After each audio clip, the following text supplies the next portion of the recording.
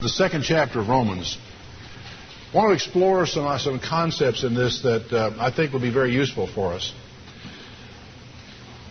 With the changes that the Worldwide Church of God made a couple of 3 years ago, I guess 3 years ago now, it's funny that a lot of them are becoming almost like missionaries back to their scattered brethren, trying to convince them of the new theology that they have adopted. And what's interesting to me as I encounter them here and there from time to time on the internet and elsewhere is that they have not abandoned many of the old techniques that they learned in the Worldwide Church of God, which really make for a bad approach to knowledge, understanding, and growth, and so forth. They are A, argumentative, and B, they're very prone to use the proof texting approach to trying to win an argument. And they wind up throwing proof texts back and forth at one another like hand grenades, without any explanation to go with them, without any theology behind them. And as a result of that, you can get into some really confusing situations. Now, I thought it might be good for us today to take a look at a couple of illustrations of what I mean by this, and perhaps help you to understand the best way to approach the Scriptures with a view to trying to understand what was said as opposed to people's proof texts that they throw out to say, well, this means that or that means the other thing. Now, in this second chapter of Romans, I'm going to begin reading in verse 11. It says, "There is no respect of persons with God, for as many as have sinned without law shall also perish without law, and as many as have sinned in the law shall be judged by the law." Now, what do you think that the Apostle Paul is trying to say in this passage of Scripture?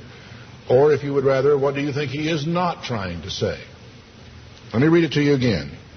"As many as have sinned without law shall perish without law. As many as have sinned in the law shall be judged by the law." What are these two categories of people who are without law and within law? Any guesses? No trick question here. I'm sorry?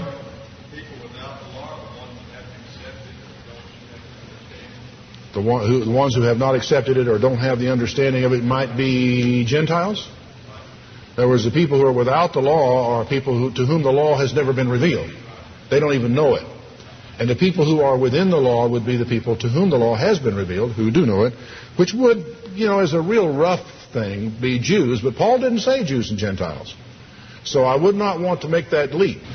Yeah, some of the people who accepted Christ were Gentiles. I think we might even want, though, to make this include Old Testament times as well as New Testament times, because I think what Paul is saying here is irrespective of Christianity, that the basis of understanding of the law, whether you know it or whether you don't, doesn't make any difference in the outcome if you break it. Would you agree? In other words, if you break is Paul saying here that either way, you're going to get nailed. If you didn't know the law, you're going to perish without knowing the law. If you did know the law, you're going to be judged by the law, and then the end result's going to be the same. Then he says something interesting. "For not the hearers of the law are just before God, but the doers of the law shall be justified." Now, that's an interesting statement here, and this is where a huge argument with many, not all Protestants, I might add, I must tell you, because not all Protestants see it this way, but with the strict antinomian. Now, that comes from two words, anti, which means against, nomos, which means law. The antinomian Protestant position, which is the position adopted by an awful lot of people now in the Worldwide Church of God, they adopt a very hard line. Now, this Scripture is a good proof text if that's your approach to throw back at them. But the problem is, if you throw this proof text at somebody who believes that the law has been abolished, they're going to toss a proof text right back at you. It's like hand grenades, like I said, going back and forth. And they doesn't lend much to understanding, and you've got to learn how to deal with these contextually and theologically. Now, what do I mean by that? Well, context, I think you understand. When I say deal with them theologically, it means not only do you lay out there a text of Scripture, you have got to be prepared to discuss the theology that underlines that Scripture, underlies it, that gives it meaning in the context of the discussion you are having with someone else on this issue. Now, let me show you what I mean by this. If you just turn over the page to chapter 3 and verse 20. Now, what did we just read? We said, not the hearers of the law are just before God, but the doers of the law shall be justified. Okay?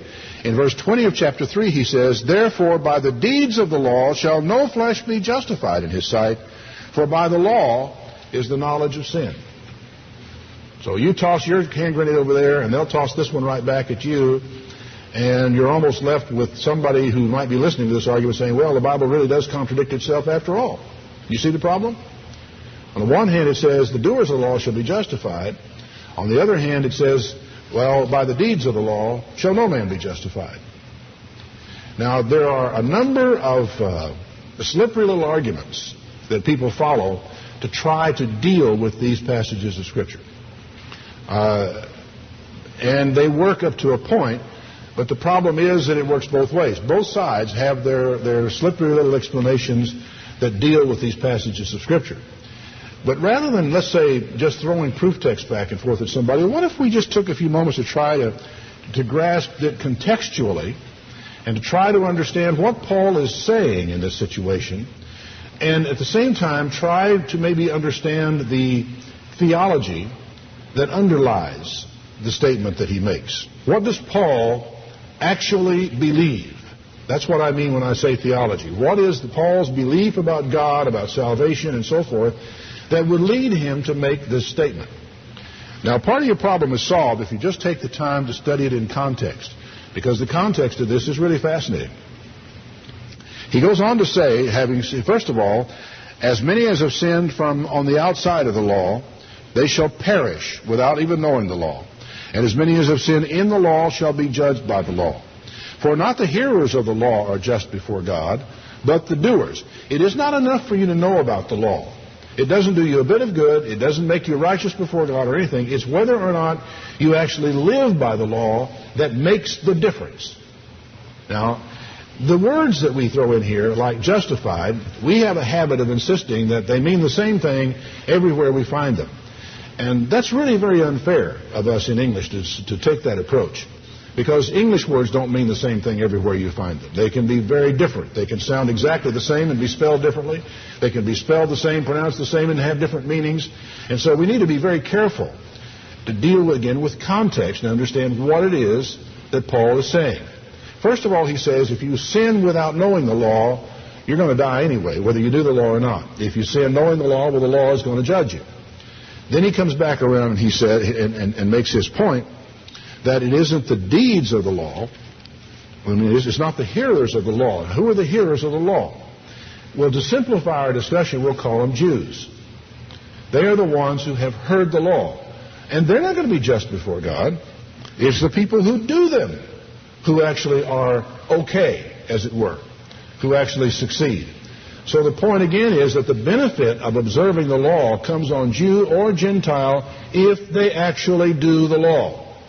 That's the contextual thing to say. Now he continues the same idea. He says in verse 14, underlining what I was saying about Gentiles and Jews, for when the Gentiles who have not the law do by nature the things contained in the law, these having not the law are a law unto themselves. What do you think Paul means by that? That a law unto themselves is a loaded expression, isn't it, in our language? If somebody's a law unto himself, that means he's out of control. He does his own thing. He pays attention to nobody. Do you think that's what Paul means here? No, you don't think so? Human nature, it's written on your heart. Now, can you give me an illustration of that? You don't have to know the law to know right from wrong in most cases. Now, that's a profound statement. It's true. You're absolutely right. If you go and steal something from somebody, you don't have to know the law to know that you are doing wrong. Now, this is one of the interesting points that anthropologists have told us about mankind in general. That wherever man is, as a generalization, but there are exceptions to this, but as a generalization, men everywhere in all societies know that stealing is wrong. They know that murder is wrong. They know that adultery is wrong, believe it or not. They have an idea of the relationship between a man and a woman which should not be interfered with by another man or another woman. They understand that. And you will find that in the South Sea Islands, you'll find it in Africa, you'll find it all over the place, that they have standards, they have mores. Now, why do they have these things? What does he mean when he said that well, let's go to the next verse, because it really kind of underlines what we're talking about. When the Gentiles, which have not the law, and by that he means they don't know the Mosaic law or the written law or the law as you and I would call it. When they do by nature the things contained in the law, these having not the law or a law unto themselves, who show the work of the law written in their hearts, their conscience also bearing witness, and their thoughts meanwhile accusing or excusing one another. Now, Paul is very difficult. Paul is difficult to read. His sentences are awkward. I don't know how much of that is because of the fact that it's a Greek and a translation from Greek into English. I don't know all the reasons. I do know that Peter agrees, though, that there are many things Paul has written that are hard to be understood. And this is a very complex statement that he makes here, and so it's important for us to ask ourselves, what exactly is Paul's theology that underlies the remarks that he is making here? He is saying that the Gentiles who never had access to what the Jews called the law still show, he says, the work of the law written in their hearts. Now, this is not real complicated, but let's see if we can articulate it. What does he mean by that? How exactly does the law get written in the heart of a man who never knew it, never heard it, never encountered it? Yes, Russ? So what you're, I think, saying is that it's a cultural memory. In other words, that all mankind at one time, from Noah on, had in their cultural memory the law of God, and that therefore that tended to stay with tribes and people. Is that right? Not written down, but passed on. Yeah, I think there is even when it is not necessarily verbally passed on, there is such a thing as cultural memory. In other words, our culture has developed around certain customs, practices. In other words, it's always been in our society a custom that it's wrong to steal. And we have to ask the question, where did we pass from not thinking it was okay to steal to thinking it was wrong to steal? And did we ever make that transition as a people? Well, none of us ever made that transition, because we, from the time we were little children, always knew that it was wrong to steal because our mothers and dads told us that. But we did not have a concept of property to start with that had to somehow be explained to us, didn't it? Mac? In other words, what you're saying, could there be a civil law that was derived from the written biblical law, that these people who hold the civil law had no idea of the connection between the two? Yeah, well, that's another way of saying what I was saying before, which is cultural memory. That the law of God, as it was originally given to Abraham, let's say, and well, let's go back to Noah. That's where we really need to go. That Noah, who carried with him the knowledge of the law of God, as far as any man knew the law of God at that time,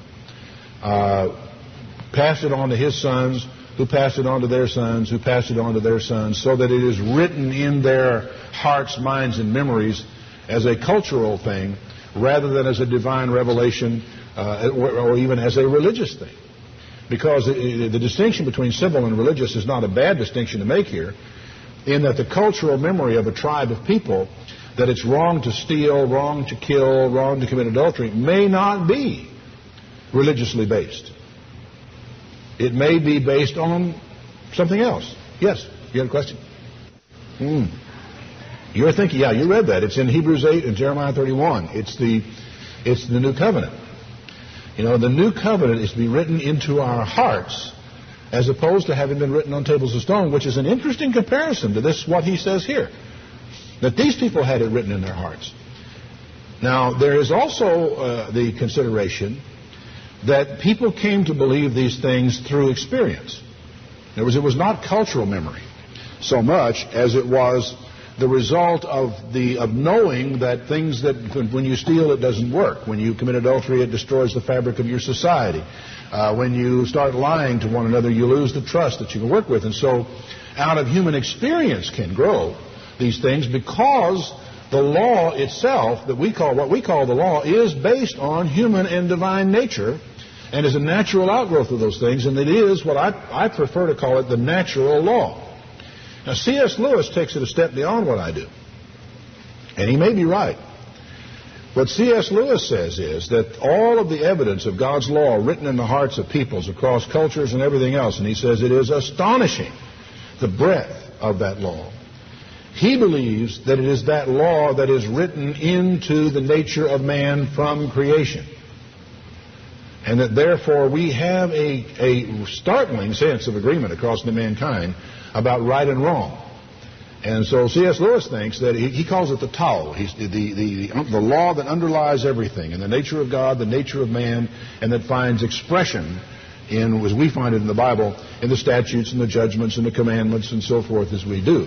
All these are outcroppings, outgrowths of the natural law which is written into the chromosomes and genes of mankind. And that C.S. Lewis, I think while he acknowledges cultural memory, I think he is much more strongly inclined to the fact that he even sees that as a testimony of the existence of God. That God has written these laws into the minds and the hearts and the character, not the character, because the character is another matter, but into the minds and hearts of all mankind in all generations. I think that's an interesting concept. And it's really important in order to understand what Paul is driving at here. One of the biggest problems that people who come out of the worldwide Church of God tradition have, and this is also true of many Protestants who are of the antinomian view as well, they see the law of God as arbitrary. They would say that God could just as easily have said, "Thou shalt commit adultery," as "Thou shalt not commit adultery." This is revealed in the fact that they believe that a law could be abolished, repealed, just as easily as it was made in the first place. God created the law. It was not a sin before he made the law. And when he did away with it, it's not a sin after he did away with it. Now, the problems, the theological problems with this are incredibly complex. And that it's a revelation to me of the simplicity, frankly, and the simple-minded approach, frankly, some people have toward this study. But what Paul tells us here theologically is he sees the law not as arbitrary, not as something God said, well, people need rules, so I'll give them this set of rules. Paul sees the law as growing out of the nature of things, the nature of man and the nature of God. The nature of man is, controls in this sense. It says, you shall not bear false witness against your neighbor. You tell the truth, because if you don't tell the truth, you underlie, you undercut the band and the bond of trust that makes civilization and community possible. We understand that, don't we? That truth, being able to rely on one another's word, is the bond of community and of civilization. Now, this is written into the nature of man. Adultery is written into the nature of man. And so on with the last 6 commandments. The first 4 commandments deal with the relationship that will exist between man and God if there is going to be one. Because God's nature doesn't change. Human nature is not going to change. You can find a way of talking about human nature that might lead you to think that it will. But human nature is not going to change. It is written into your genes. We come up the way we are. The nature of God is not going to change. So, if there is a right and a wrong way for man to try to relate to God, well, then that is natural. It's as natural as thou shalt not lie or thou shalt not commit adultery or any of those other laws that come along. Well, what is Paul saying then in our proof text here? It's not the hearers of the law who are just before God. The doers of the law are the people that are going to be justified. And what he means is that in the argument about right and wrong, it's just not good enough for you to know what the law says. You've got to actually do it. And this corresponds very closely with what Jesus said when he said, he who hears my words and does them is like a man who builds his house on the rock. He who hears my words and doesn't do them is like a man who builds his house on the sand. It's just not good enough for you to hear. You have also got to hear and do. The Gentiles are brought into this in this particular discussion in order to demonstrate to the Jewish readers that the fact that they know the law is just flat not good enough.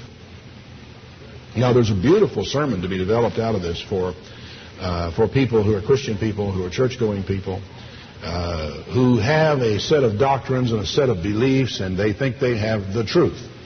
And they have all these prophecies that they have worked out, and they have them all correct. And they have the Sabbath day and the holy days, and they have all these doctrines just worked out right down the line and know all these things.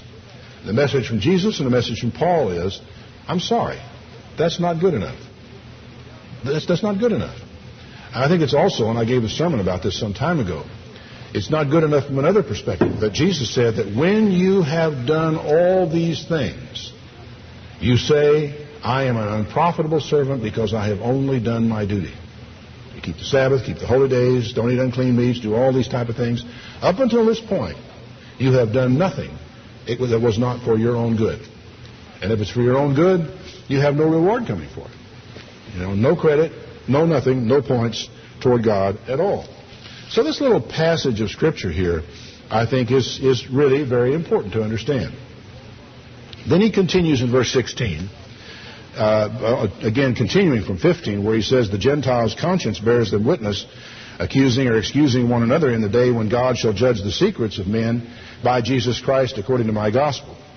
Behold, you are called a Jew, and you rest in the law, and you make your boast of God. Now, there's an important piece of information if you're going to try to grasp this whole passage.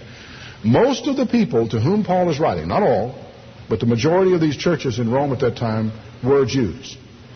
And so among you there in Rome who are Jews, and you rest in the law, and you make your boast of God, and you know His will, and you have proved all the things that are most excellent, and you are instructed out of the law.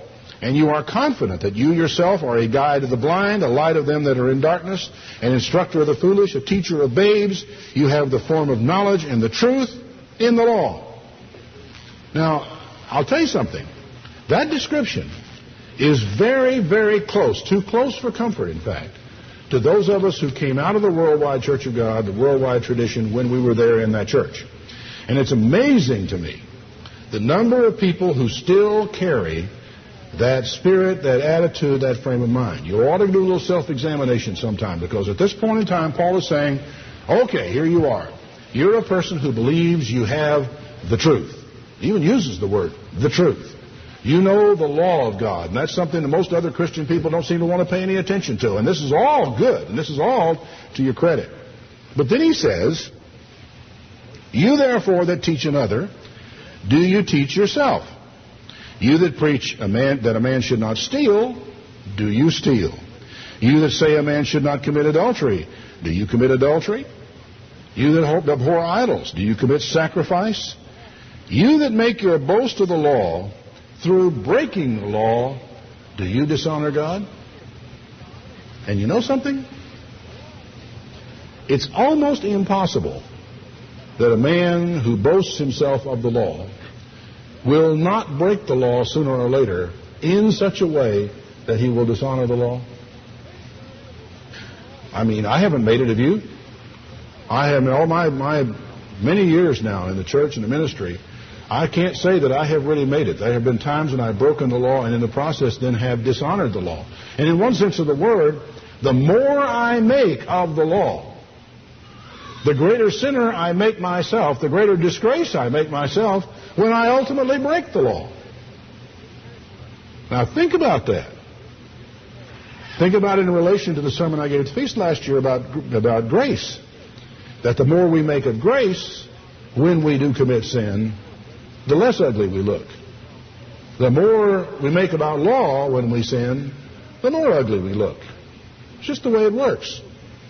Well, Paul said, the name of God is blasphemed among the Gentiles through you, as it is written, for circumcision verily profits if you keep the law, but if you are a breaker of the law, your circumcision doesn't mean a blasted thing.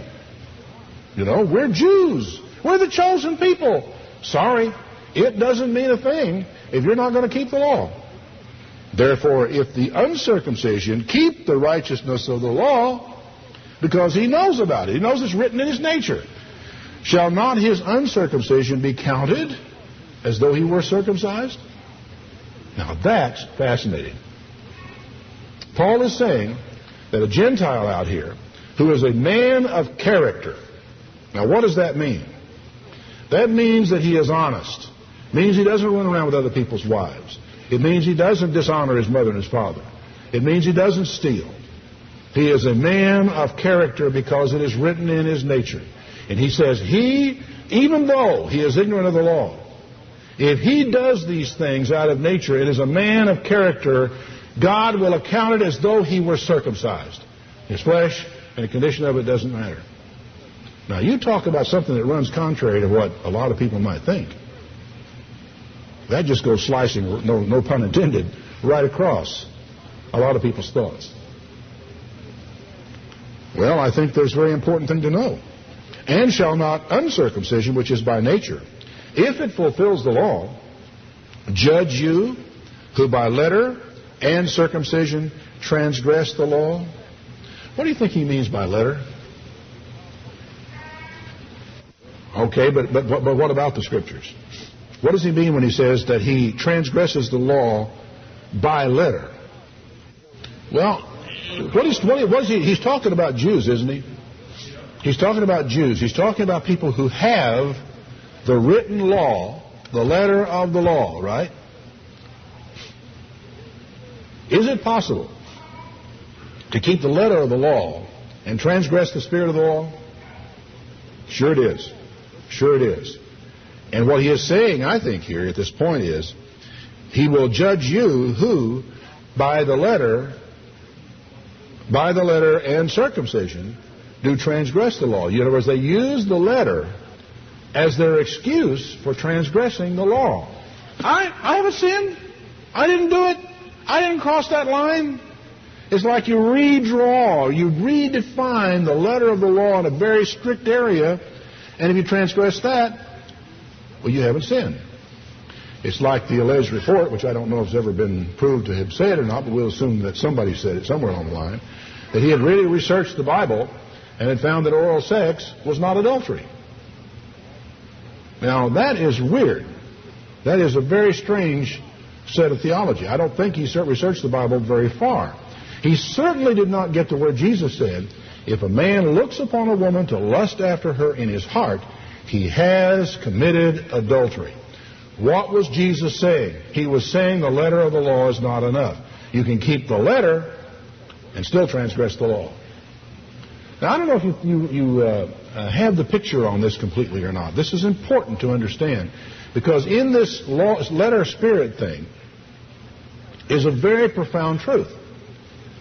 Because if the law is arbitrary, if the law is merely handed down by God, and it really wouldn't matter if he'd put it another way, and if the law depends on God to punish, in other words, nothing bad would happen to you if God didn't punish you. If man doesn't know about it, nobody knows about it, nothing will happen unless God punishes you. Now, if that is the way it is, and you keep the letter of the law, and God calls you on the carpet and says you broke the law, he said, no, Lord. No, Lord. Between behavior that is beneficial and behavior that is harmful, because from things that help and from things that hurt, things that make you better and things that make you worse, then it is the meaning of the law that is important. It's what the law is trying to convey to your stubborn little human heart that is important. It is not the letter that's important. Do we understand and agree on that? That if you can just grasp that, you can this is a tremendously important concept about the law. That the law defines what's good and evil, irrespective of whether God ever lifts a finger to punish or not. He will, ultimately. Generally speaking, God will chastise to turn you around, or if you get bad enough, he'll punish to get you out of the way. But most of the time, what happens to you relative to the law is the destruction of your own character, the destruction of your own body, the destruction of your own relationships. It just hurts you. The law is designed to make your life better, not to somehow get you into a right relationship with God. That's another matter entirely. Do you understand that? Have I left anything open on that you don't quite grasp? That's why this little statement he makes here, you've got to understand that Paul understands the law as a revelation, a written revelation of the difference between right and wrong. And it is, you must not stop with the letter of the law. You must try to understand the intent of the law. Because it is the intent of the law that will make you or break you. And the fact is, there are circumstances in which you can break the letter of the law and actually keep the spirit of the law. You believe that? Can anybody give me an illustration? David and the showbread. The priest in the temple profaned the Sabbath and are blameless. The letter of the law can come into conflict with the letter of the law. The commandment to not do any work on the Sabbath day comes into conflict with the ceremonial law which required animals to be sacrificed on the Sabbath day. So what does the priest do? They do the sacrifices. I've often asked this question, and people look funny. Which is naturally, if there's a conflict between two of God's laws, which a lot of people don't believe there can be, then the greater law has to rule and the lesser law has to step aside. But it is the Sabbath day that steps aside for the ceremonial law on the Sabbath day in the temple. Well, he then goes on to say, he is not a Jew who is one outwardly. Now, let's stop for a moment here, because a lot of people, still try to apply this literal approach to Paul in the New Testament. And of all people, you must not do that. Because Paul is very free in the way he uses the language and the way he speaks of things, and there is a manner of speaking. He is not a Jew who is one inwardly. He takes Jew as taking the whole gamut of circumcised people, whoever they are, wherever they are. That neither is that circumcision which is outward in the flesh. But he is a Jew, and by that he means the one who is in a relationship with God, who is one inwardly, and circumcision is of the heart, in the spirit, and not in the letter, whose praise is not of men, but of God. And so for all the benefit that the law can provide for a man, it can be provided in the main for a Gentile who never read a word or heard of the written law of the Bible that you and I read. He will have a missing gap in his relationship with God. But otherwise, he's in as good a shape as most Jews who think they have the relationship with God all straightened out, and yet have great gaps in their moral behavior on the other side.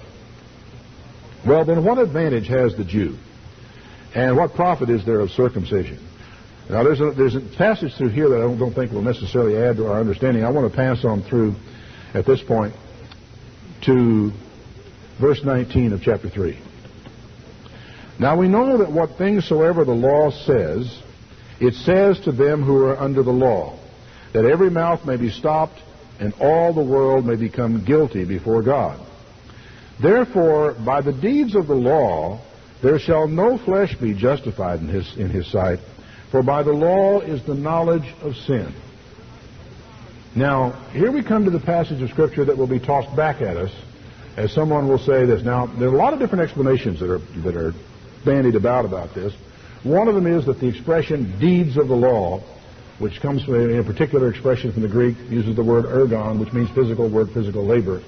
There are a lot of people who want to say that means the works of the law as a phrase means the ceremonial law, the rituals, the sacrifices, and all that kind of stuff. I cannot find sufficient reason to say that, because if you look at it in the context that we have here, he is talking about people who do the law, and deeds are what we do. And it connects up too closely in this situation for me to be able to dismiss it in that way. And then I read this: by the deeds of the law there shall no flesh be justified in his sight, for by the law is the knowledge of sin. What does he mean by that? I think you have to take these two verses together, of course, with the whole section. We know that what things soever the law says, it says to them who are under the law, that every mouth may be stopped, and that all the world may become guilty before God. Now, one of his points that he's been making up until this point is that both Jew and Gentile are guilty before God, because whether they knew the law of God or not, it doesn't matter. They break it, they're guilty. I don't care if they ever read it or didn't read it. Paul just takes it, he says, you know better. I don't care if you're a Gentile. I don't care if you never heard of Moses. You know better. The whole world is guilty. And those of you who are Jews who think you're something, need to understand it because you have broken the law, that you're as bad off as the Gentile who never heard of the law. We understand one another, he says to the Jews. You're all in the same boat.